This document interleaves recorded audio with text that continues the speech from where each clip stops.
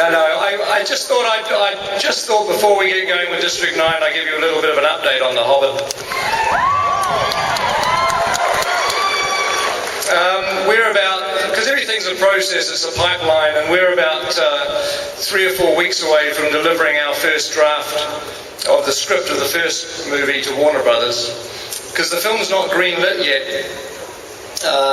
We have to submit a script, the studio have to read the script and like it, and then once we have a script we can then do a budget, and we have to figure out how much the films are going to cost, and the studio have to then agree and greenlight the movie. So it's a process that we haven't really even got to the point that we're greenlit yet. So if any of you want to see The Hobbit, you could drop Warner Brothers a line and encourage them to be kind to us. But I know that there's a lot of speculation about casting and who's playing different roles, and I just want to be able to say, because it may avoid some of the questions later on, that we haven't got to the stage that we can offer anybody a role yet, because obviously we have to be green-lit, we have to have the authority to be able to make offers to actors, we have to be able to give them a schedule of when we want them to work and how long they need to work for, and obviously actors are going to want to read a script, so we have to have a script ready for them. So we're still about 3 or 4 weeks away from delivering that draft, and then we can start the process of the budget, and eventually, probably in about 2 months, is when we're going to be able to actually start to offer people roles.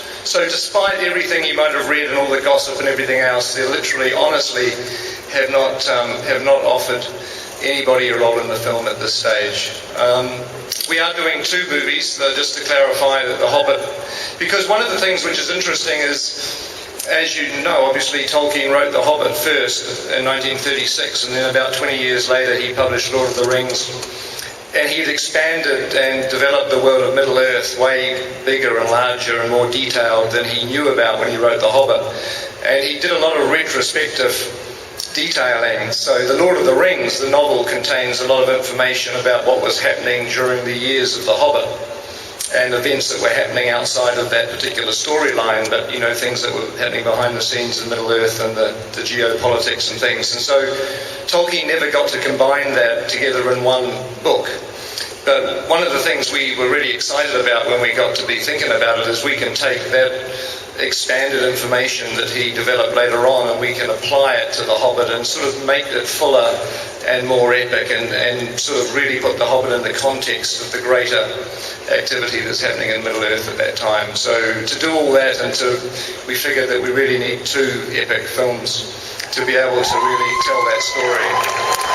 So that's the plan, just to answer and clarify that. I just wanted to clear a couple of things up. And now we should get on to District 9. How many of you saw the film last night? Did anybody here get to see it? Because it's really, it's a film I'm very, very proud of.